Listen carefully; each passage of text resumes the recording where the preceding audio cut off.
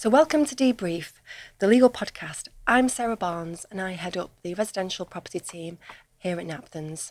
Today I have Keira Evans with me from Hackney Leigh estate agent, who is a valuer and negotiator. Welcome, Keira. Thank you. So as we all know, the home buying and selling process is an extremely stressful experience. It can take buyers and sellers up to 5 months to exchange contracts. And this means that there can be a high number of fall-throughs. So we're here today to discuss the recent proposals made by the government to reform the home buying process. In addition, how can sellers really speed up the process? Following on from this, we also want to discuss how a good working relationship between a solicitor and an estate agent can really make the difference.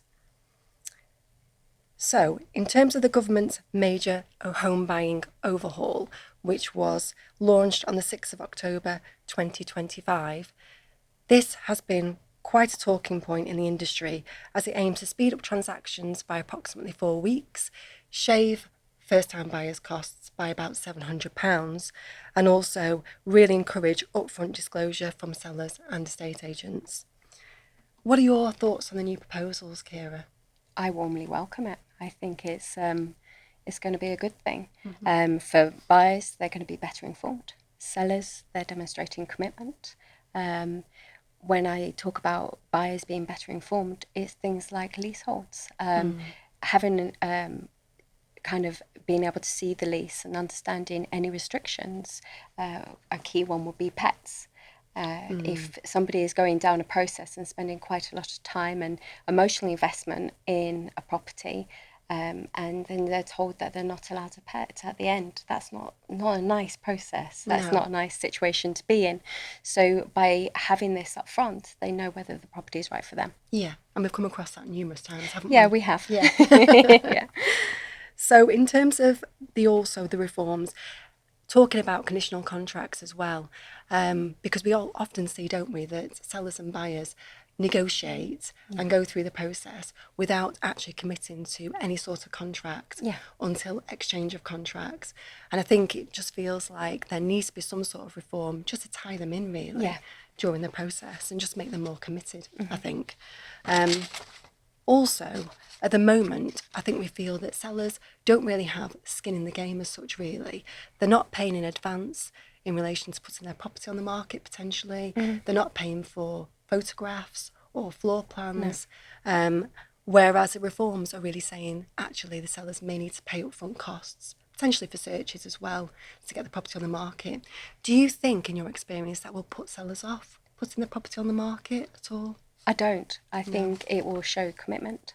For those that are selling houses, it's quite an emotional thing. It's a big decision to make. So they're already committed emotionally anyway. If they're looking at moving forward and concluding that chapter, I don't think it's going to make any difference. Yeah, and that's good to hear. And also something that we do come across, I think, as well, particularly in Cumbria, is the septic tank situation, whereby sellers and buyers can get partway through the process and then discover that their septic tank doesn't meet certain regulations, for example, and it can really hold the process up. And sometimes it can even fall down, can't it? Yeah. So I think if, for example, that information was made upfront legally, and that had to be the case, that would potentially stop some problems along those lines, wouldn't it? Yeah, absolutely. It's something that we encourage at the moment anyway. We have people... we can recommend people to do a septic tank, what we call a health check, before going onto the market. But what it does is it offers disclosure of the condition of that tank. And, from there we can find the right buyer. Yeah. Oh, that's great, thank you. And also, I suppose the question is really, before the reforms come into place, what can sellers do now, do you think, to speed the process up from your perspective? Well, preparation is key. Yeah. Preparation in advance is key, and that would be both with the solicitor and practically. So I suppose if we think about practically, curb appeal, making sure that the front of the house looks great. We don't know who's passing, we don't know who sees the property. So we also want to make sure that inside the house is well presented. You need to bear in mind that the property will be on the internet, so pictures on the walls, if you don't want them online, make sure that they're removed. any kind of discrepancies with boundaries as well, that's key, that we just narrow down on that detail. And then also touch base with your solicitor and make sure that they're aware that you're going to market, so that if there's any issues, they can address those early on. Yeah. And also as well, just in relation to the legal aspects, I suppose, as well. So when the property goes on the market, like you say, Keira, make sure the property looks great, that any minor repairs are sorted out, just to make sure that that process is as smooth as possible.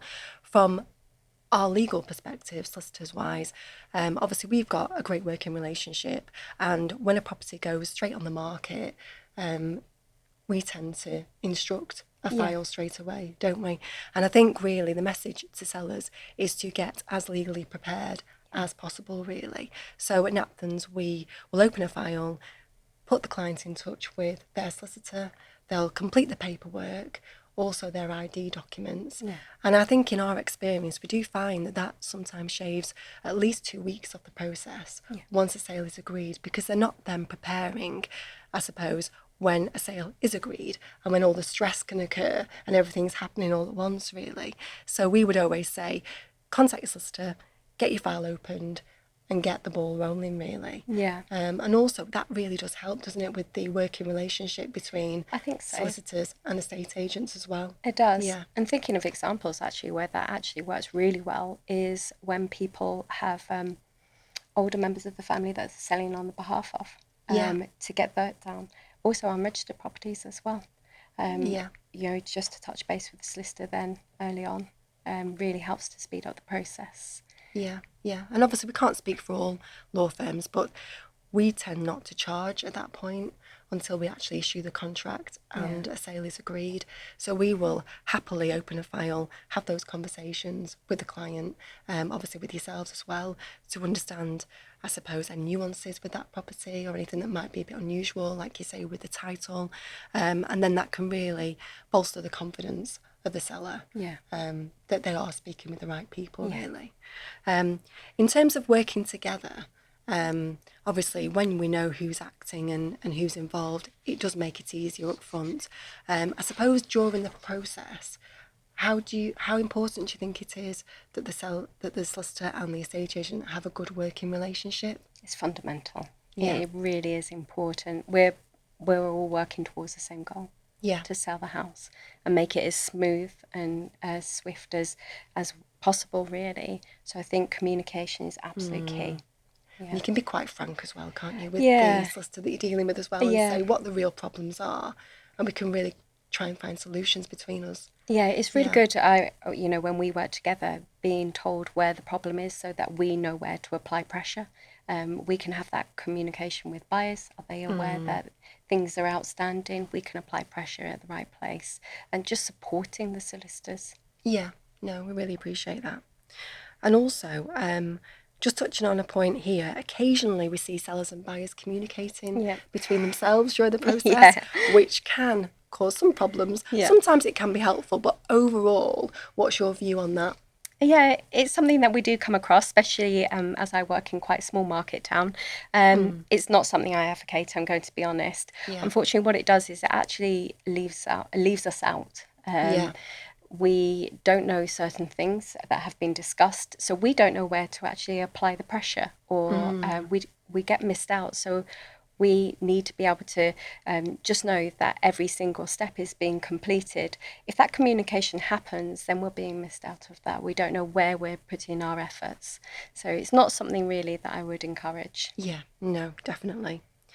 And just in relation to quick tips then, just following on from this podcast, what would your quick tip be for sellers? Transparency and good communication is key. So forewarned is forearmed. If you're selling, I think that presentation, obviously from the offset, is important. A little bit of tidy up, get your paperwork ready, touch base with your solicitor, and be as transparent as possible. No, that's great. Thank you. I think sellers will really appreciate that. In terms of the legal side, I would obviously say instruct your solicitor as soon as the property's gone on the market. Don't wait for a sale to be agreed. Get ahead of the game as much as you can, and get that relationship working between you and your solicitor before you even start moving forward, really. So, I think that wraps us up for today. If you would like to find out more details in relation to the support and guidance that Napthens and Hackney Leigh can provide to you, please do visit our website for more information. And thank you for listening and watching.